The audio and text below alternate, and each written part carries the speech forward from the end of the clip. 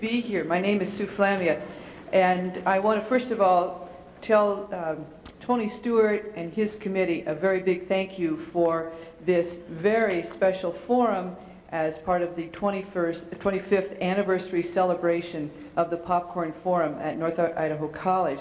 Tony, it's wonderful and a very important part of the life of our community. We thank you. Also thank your committee, the trustees of the school, the teachers, and the students and administration of North Idaho College. You may have walked along the Dyke Road at any season except winter, and you may have observed a double-masted green 30-foot wooden sailboat. It would be going as fast as the winds would permit it. You probably looked at it and said, gee, what a beautiful boat. And you probably thought, now wouldn't that be fun? And if you looked at the person steering the boat, you probably saw a guy in a white hat, and I can guarantee you he was having a blast. And he is Harold Balazs, our speaker today, and he's the one who built that boat. In the early 1950s, fresh from college with degrees in art, Harold and my husband, Patrick Flamia, met in Spokane and began their long-standing friendship and their collaboration of making and selling art. Harold has continued since that time making a living as an artist, not an easy thing to do, at his studio and home in Meade, Washington. Harold is a highly skilled artist, primarily a sculptor, who works in many media, including enamel, many kinds of metal, including gold and silver, wood, concrete, clay. He also does paintings, printmaking, and many other kinds of art. Many people agree with me that Harold is one of our region's and one of our nation's finest artists. His works are in Coeur d'Alene, Spokane, Seattle, Alaska, and many other places, and you will see them in schools, in churches, in banks, in parks. On our own campus, in front of the Headland building, is a piece of sculpture that Harold created in honor of Jack Steve, one of the professors here at North Idaho College.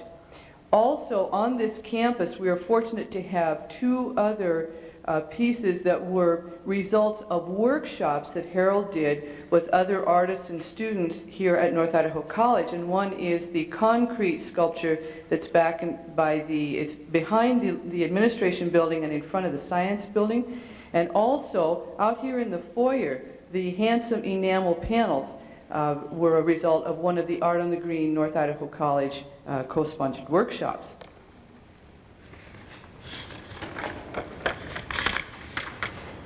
If you would like to know more about Harold's work, I would recommend to you a book that was published by the Cheney Coles Museum, and it's called Harold Balazs, Art is an Art Form, and there are many photographs of Harold's work. Harold's a great storyteller, a voracious reader, a thinker, a fisherman, a mushroom hunter, a dedicated family man. He is married to Rosemary, and they are parents of 3 children. He's a generous and loving friend. Harold's a man of vision whose efforts make our world a better place.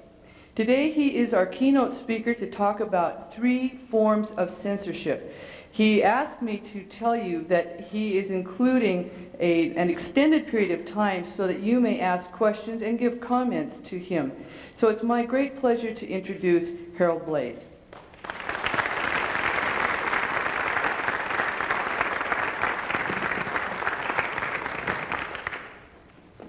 It's an honor and a pleasure to be here.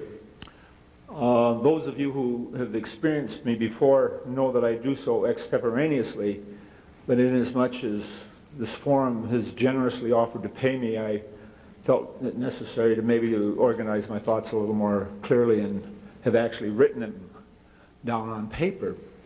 As Sue indicated, I really want to invite you to participate. This thing is only going to take 20 minutes or so. We are bombarded daily with evidence of all that is awful with the human condition. So how can anyone come to any forum such as this with a message of affirmation? I can only say, as did Nietzsche in Birth of a Tragedy, through art. One of the ways we have defined our species has been this activity we do called art.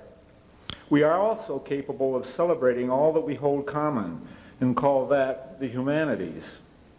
All of the world's peoples have affirmed this for centuries. So why are we here, still trying to secure freedom of expression?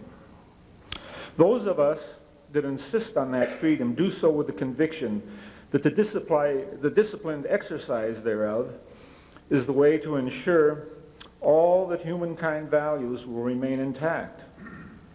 However, there are those that hold just as fervently that by controlling the production and distribution of ideas is the way to ensure and preserve those very same values. There is evidence then of a shared vision to make this a better place. The quarrel, obviously, is over how we're going to go about it. When asked to give this talk some months ago, I was, of course, to provide a title for publicity purposes. Without thinking too carefully, which I'm given to do a lot, I tossed off 3 forms of censorship. This is an idea formed from years of listening to public radio, KPBX, its noontime forums, and the interviews of Terry Gross in a program called Fresh Air. Interviews with artists of every discipline, sharing their lives, the struggles, rejections, triumphs, and the sordid impediments that had marked their careers. So very many experiences that had paralleled my own. The 3 forms of censorship were frequent topics with almost all of the artists and all of the interviewees. And the first form of censorship that they all defined is the one I identify as the first definition that is offered by American Heritage Dictionary. Censor. An authorized examiner, and I have to emphasize, authorized examiner of literature, plays, or other material who may prohibit what he considers morally or otherwise objectionable. I found it very, very interesting that the censor in the definition is masculine. Take that for what you will. There were 4 other definitions that were really not germane to this discussion. Censorship. 1, the act or process of censoring. 2, the office or authority of a censor. 3, a program or policy of censoring. And 4, I think that one of the most interesting definitions, and it's a definition used in psychoanalysis, the inhibition by either ego or superego of conscious awareness of painful feelings or ideas. These forms of censorship mean that we will or can be prevented or forbidden to pursue a vision, and in extreme cases, see the vision destroyed. This is the worst form of censorship, for it affects more than the creators of ideas. It robs all of us. It has to be censorship by statute, which is forbidden by our First Amendment. How else can we create an authorized examiner if not by statute? I'm hoping to get some response from lawyers here, because this paper is going to be full of sweeping generalizations, incomplete thoughts and ideas, mostly hoping to elicit response. I honestly do not know how to deal with these forms of censorship just mentioned, and I can only oppose them by supporting those organizations such as the National Coalition for Freedom of Expression, which are better prepared to conduct the battle. Recent times, however, have created a climate that has spawned 2 forms of censorship that I ask you to consider, because I feel that we all have a chance to effect changes in this area and to assure greater freedom of expression. There are aesthetic censorship and economic censorship. I would like to preface all that follows by first sharing 2 of my beliefs that color much of what I have to say. First, it is my belief that to be truly successful, we must be internally disciplined. However, because we live in a very complex, highly interconnected world, it is necessary to accept a few external disciplines. In other words, if I accept a commission to create all or a portion of someone's environment, it behooves me to consider some of their expectations. Secondly, during my working years, I have paused to honor Angkor Wat, Tikal, ancient Egypt, Gothic cathedrals, all of those incredible collective expressions of anonymous authorship. When I look at those eternal wonders, I have to consider that being of one mind does have some merit. I say this realizing that the circumstances of those creations were very different than our own time and would hardly be tolerated by any of us here today. Those places mentioned were created, as near as we can understand, under totalitarian conditions, some apparently benign, others not so, but all being done in the hope of making this a better place. We are still trying to make this a better place. The only difference being today is that the monies to pay for it all come from folks that now have a say in how those monies are going to be allocated. There are a number of agencies, federal, state, and local, that administer those monies for a whole range of activities. Percent for Art programs, artist in residence programs, theater, dance, opera, symphony, and museums, to name a few. All of these organizations have mandates or mission statements to provide and show quality art experiences, to educate to a higher level, and a whole bunch of other beautifully high-flown rhetoric. Also to be considered are various tax incentives to the private sector to, for example, acquire and circulate their collections as an educational tool. All of the aforementioned art promoting organizations must have, in order to qualify for these monies, boards, panels, peer committees, recognized authorities, and dare I say, authorized examiners. That work, these people work with curators, artistic directors, or staff to establish guidelines and procedures for the rejection or acceptance of ideas that will ensure the desired quality of this place we are all trying to make better. If you are an artist involved in arts like architecture, film, opera, or an author needing a publisher, in short, any form of art that needs investment capital, you will find very similar mechanisms of acceptance and rejection in place in the private sector. The conservative nature of bottom line thinking may be very difficult for the less vigorous. I speak from experience there. I hope most of you have noticed by now that what I have just talked about is not true censorship, where we are not actually prevented or forbidden to do our thing. Rather, it is a system that is saying, we do not like your idea, and we are not going to give you any money for you to do your thing.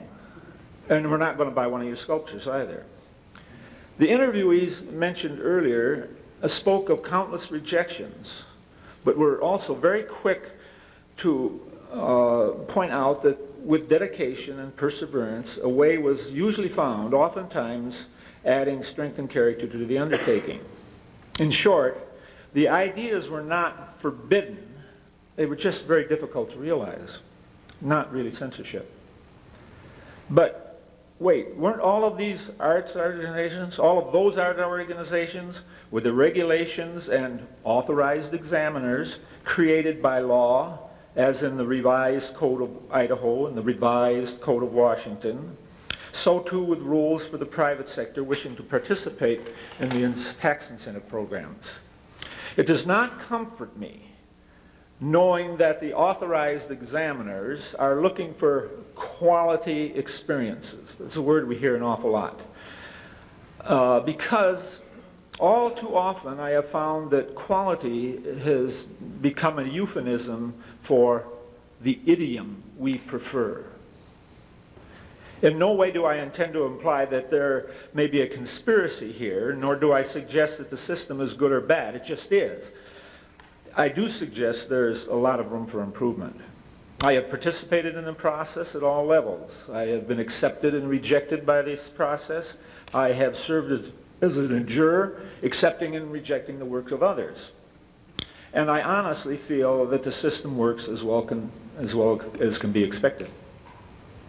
However, there is always that possibility of a zeal that will stack the peer panels in favor of this or that preferred idiom. So what happens to those artists who have only a pile of rejection slips to show for their efforts? How do they resist the temptation to adjust their vision to fit the expectations of others so they may gain acceptance?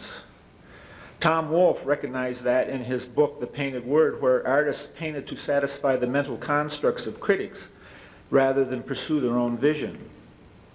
In Living by Fiction, Annie Dillard goes further to suggest that anyone making all or a portion of their livelihood from any aspect of the arts can no longer be truly creative because of the temptation of, these are my words, the unholy alliance of the economic and the aesthetic that has corrupted the creative process. From my own experience, I do not think I will ever know or understand how my own production has been affected, good or bad, by the daily grind of knowing that somehow some of this work has to be marketable if we are to survive. The pressure to adjust our personal visions to meet the expectations of others is a slippery seducer, even though we all know that truth is the first sacrifice when seeking membership into exclusive groups. Along that line, I'd like to read a confession by a very famous person, and I'll see if you can guess who. In art, the mass of people no longer seeks consolation and exaltation, but those who are refined, rich, unoccupied, who are distillers of quintessences, seek what is new, strange, original, extravagant, scandalous. I myself, since Cubism and before, have satisfied these masters and critics with the changing oddities which passed through my head. And the less they understood me, the more they admired me. By amusing myself with these games, with all these absurdities, puzzles, rebuses, and arabesques, I became famous, and at that very quickly. And fame for a painter means sales, gains, fortune, riches. And today, as you know, I am celebrated, I am rich. But when I am alone with myself, I have not the courage to think of myself as an artist in the great and ancient sense of the term, Giotto, Titian, Rembrandt. They were great painters. I am only a public entertainer who has understood his times and exploited as best he could the imbecility, vanity, and cupidity of his contemporaries. Mine is a bitter confession, more painful than it may appear, but it has the merit of being sincere. Anybody want to hazard a guess? Right. So let me, in that context, return to censorship definition 4 from psychoanalysis. The inhibition of the ego or superego of conscious awareness of painful feelings of ideas. It's a self-imposed censorship, to be sure, but still resulting in an unrealized vision. We all have the potential to serve on the various panels and organizations that are trying to assure that the quality of this place, this better place being created, fulfills some of our expectations. I'm going to improvise here. One of the things that has happened is a lot of public work has come under attack. A lot of the unscrupulous things that have happened in the money funding agencies, so to speak, end up, the artists, whether they be music poets or musicians, are often blamed for this debacle. Keep in mind that there are committees of people who could have responded a little more sensitively to community conditions and chosen other artists rather than one. So it's not entirely all the artist's fault that we see this stuff. There's other factors.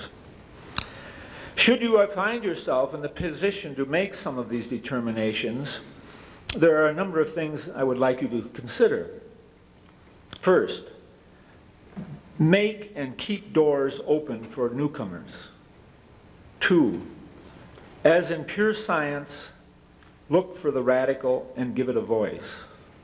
3, when the cry is heard for traditional ideas and values to preserve our heritage, remember that our tradition is freedom of the human spirit, And individuals exercising that freedom with industry and discipline have created the ephemera that we call our heritage. Merely asking someone to replicate that heritage is in fact a denial of our tradition. 4, great art, that's capital letters, great art, tells us something of our past. It speaks about the matters of the present, and most importantly, it expresses our hopes for the future. Unfortunately, when times like this get difficult, the authorized examiners want to invest heavily in the past, ignoring the present and assuring that the heritage of the future will be in jeopardy. 5, currently the National Endowment for the Arts, Corporation for Public Broadcasting, National Endowment for the Humanities, as well as many state and local arts agencies are under attack. Much of the rationale for doing so centers on the very few grants that have been very controversial. In this regard, it is important to remember the words of Alan Watts, who warned that rising to the top in any discipline requires being part rascal or even scoundrel. You don't have to be from the General Accounting Office to know that every government program has been vandalized by these scoundrels. And when we allow the action of those few to predicate our decisions, we are seriously jeopardizing our ability to decide positively. For the sake of argument, I must now advocate for the devil and suggest that censorship might not be entirely bad.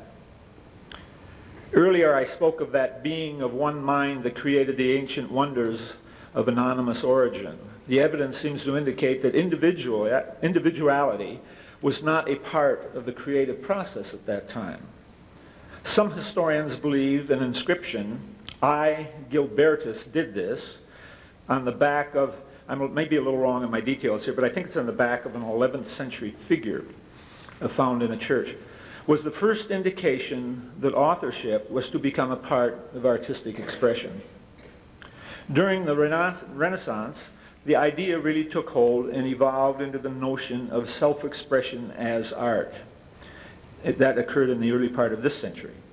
That idea in turn became the notion that self-expression is art.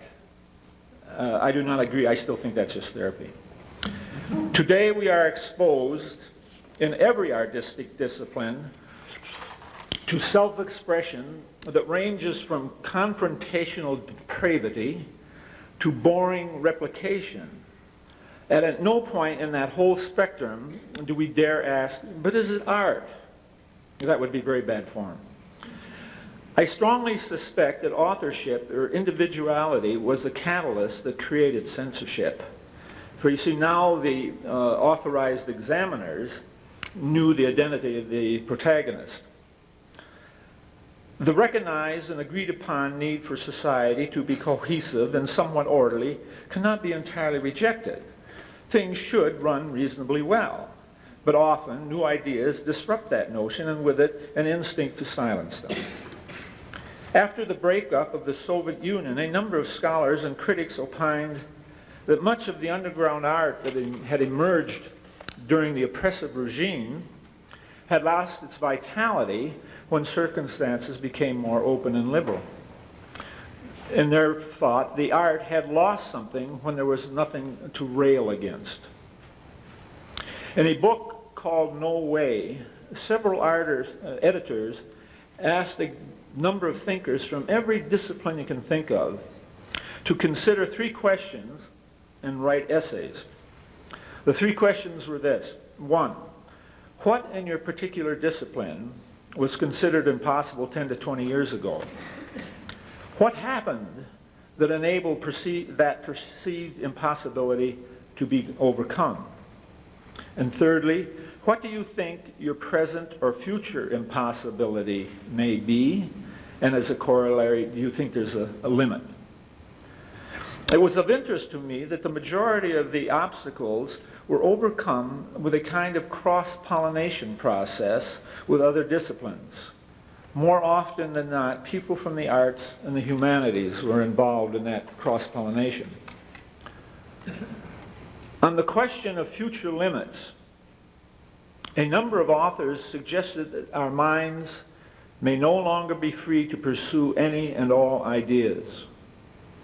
They cited a whole range of things like DDT, PCBs, thalidomide, ideas that did not meet expectations and in fact proved to be detrimental to the human condition. They suggested that every discipline may one day have panels of ethicists to which ideas will be, they suggested that every discipline may one day have panels of ethicists that will make the determinations as to which ideas will be pursued or abandoned. Many also suggested that the panel should include strong representation from the arts and the humanities. Is it censorship or common sense?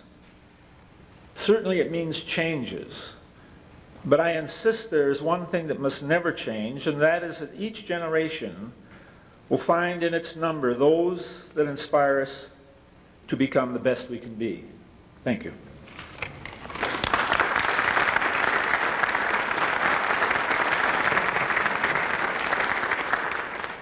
Now, if you don't ask questions, I'll just ramble on for the rest of the time, and you don't want that.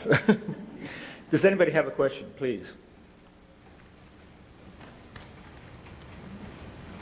Well, I see some lawyers in the audience. Oh, yes. I'll try a question to get started. You were talking before about in Russia.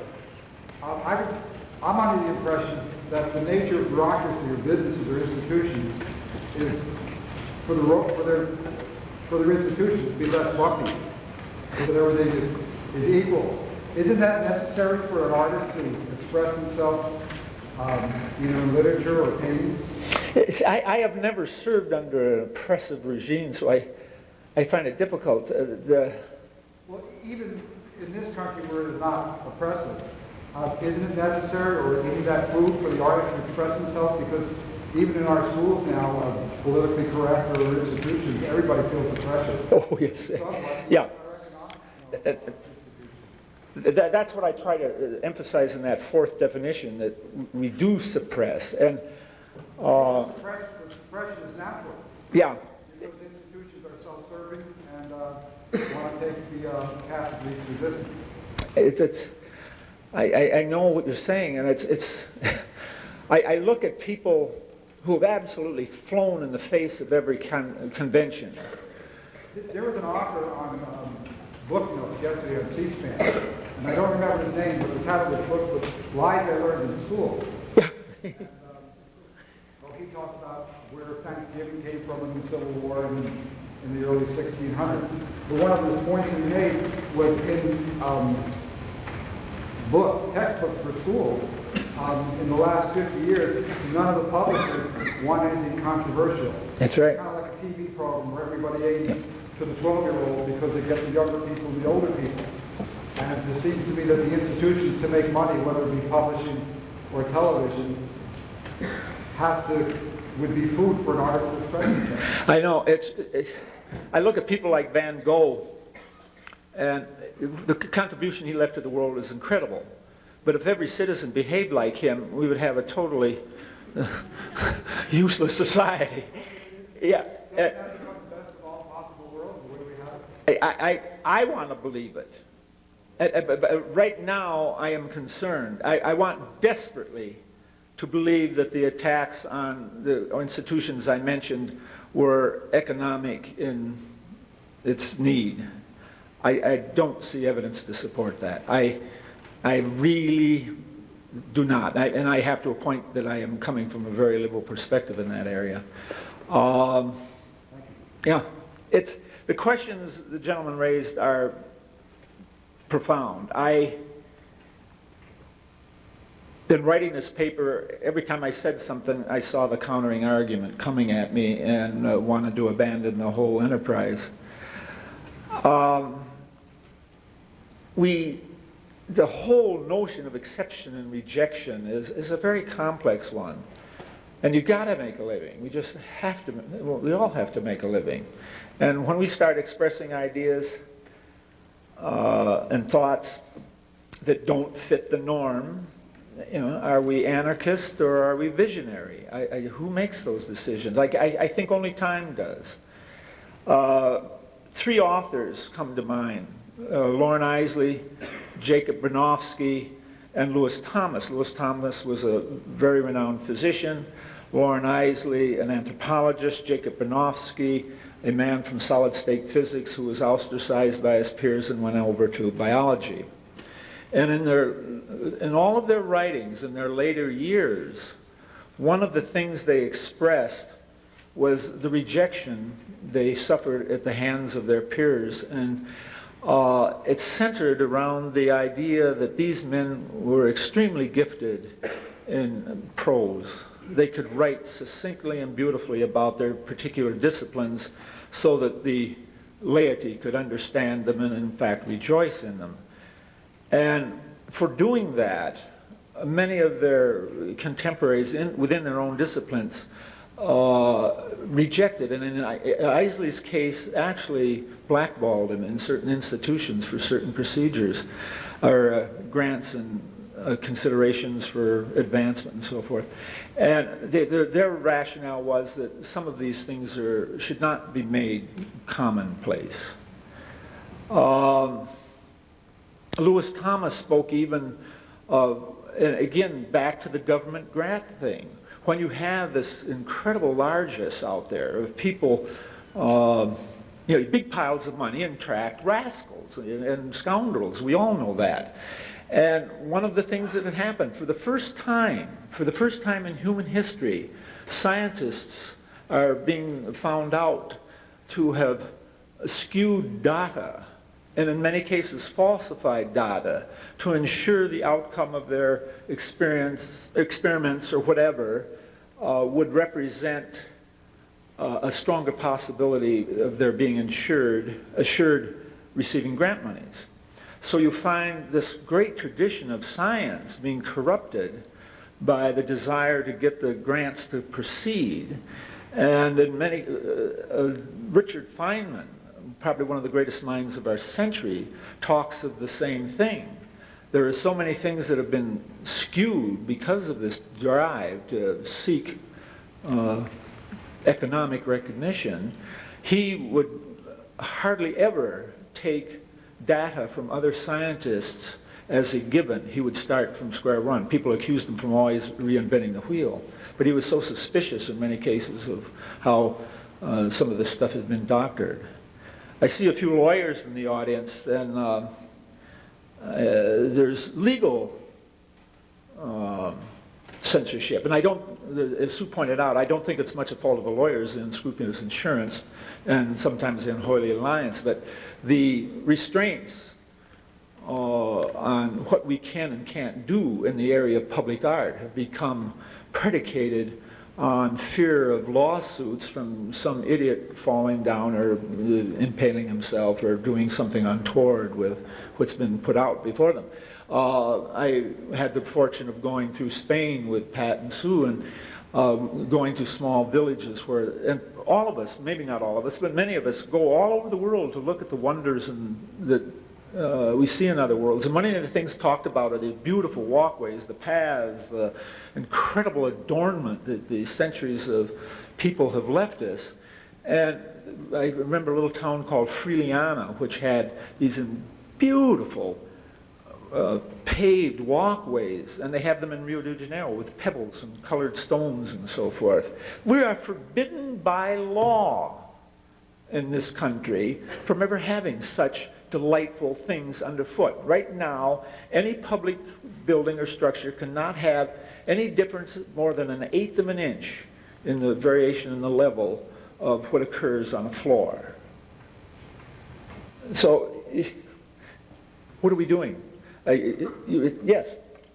Well, along that same line, it also concerns me that the threat of lawsuit by somebody who might object to your art. Exactly. It used to be, you were silenced by being put in jail, and now just the process of going through the legal rigmarole, even if you win the case, somebody looking at that decide not to get anywhere near that area for fear of even them, because they would lose their shirt that's going That's right. One of the things that you have to recognize, and I think it's under our situation, is that art, all of them, whatever art you want to talk about, is not a democratic process. And I think it was Thomas Jefferson, trying to point out one of the fallacies of a democracy, one of the shortcomings, is that everybody has a voice, even though his voice is uninformed. And to demonstrate this, he once showed, I believe it was, he brought back from Europe some gladiola bulbs, and he showed them to a group of people and asking what they were and what they would happen to these things should you put them in the ground, what would become of them. And they debated and all, and they finally arrived at a consensus and determined that they were some edible tuber, which only demonstrated that these people were free to choose and decide, but that they were wrong. You see, Scott. Can I ask you a question about something more important than law? Yeah. Okay. And express personal bias. And this is that the major censorship I see today is really that we're being overwhelmed with information, advertising, commercial stuff.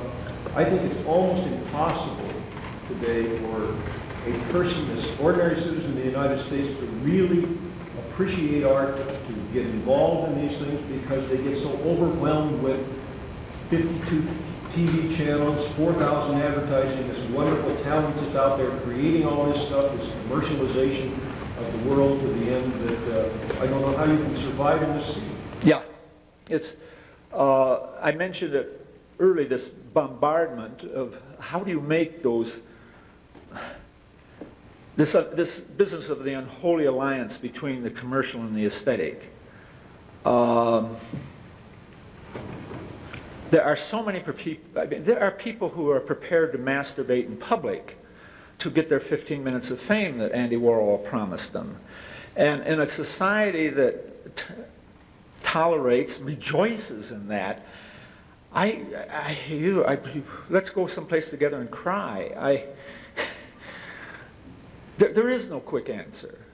When the majority of America is possessed, obsessed with this nonsense going on in Los Angeles with O.J. Simpson, I sometimes despair that we're ever going to accomplish anything. A society that cannot prevent its number from throwing trash out of your car window. What do we have? I remember going to Switzerland and visiting some relatives, and we went on a picnic, and we had some breadcrumbs left over, and I stepped aside and I stuck them on a twig. And our host said, no, you can't leave this trash in the woods. And I said, oh, but the birds and things will find it and eat it. Oh, no, we just can't do that. And then to go to a country like Spain, here's Switzerland, it isn't even a thought that you would throw trash on the floor or ground. In Spain, every time you go anywhere, there's a, that was a big macho thing. You finished your, whatever, and you threw the trash on the ground.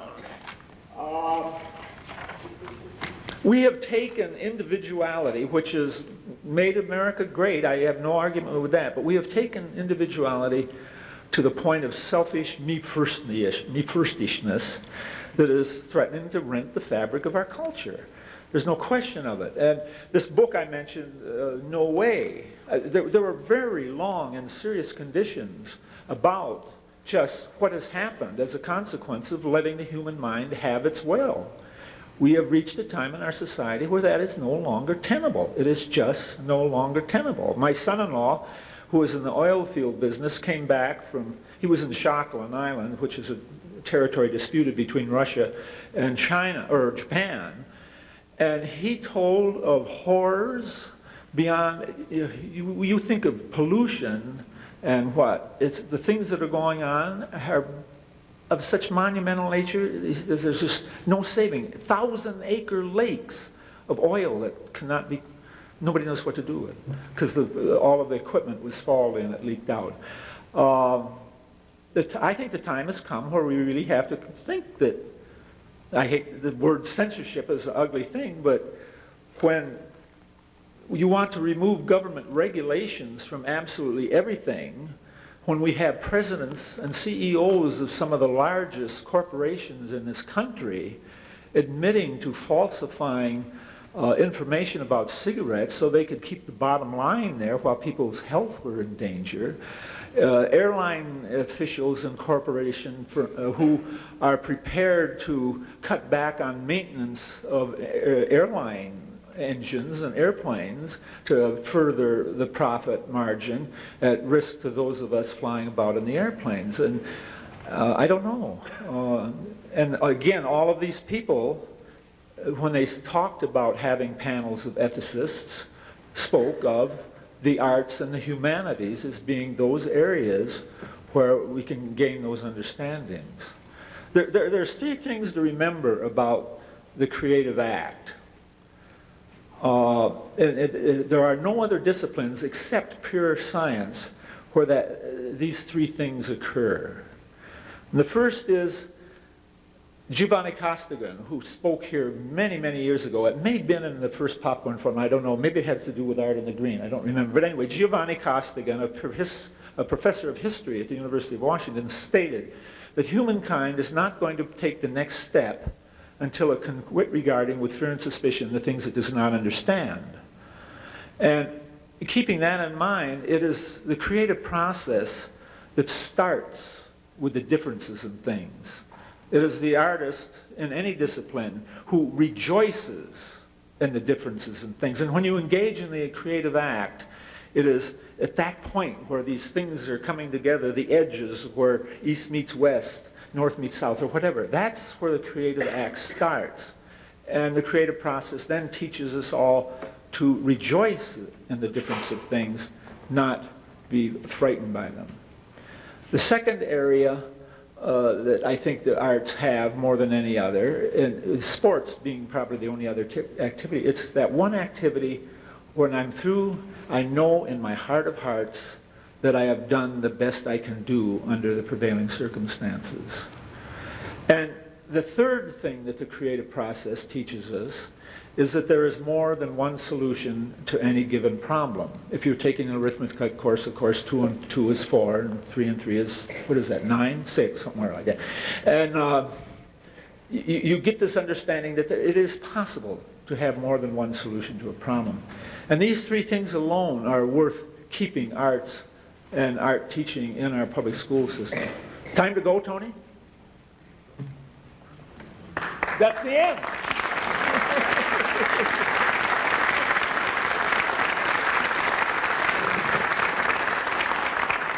Harold, thank you very much for coming over. It was a stimulating, wonderful speech, lots to think about, and we thank you very much for your time and efforts on behalf of the Popcorn Forum. So I'm sure Harold will be here to answer a few more questions, and this concludes this segment of the forum. Thank you.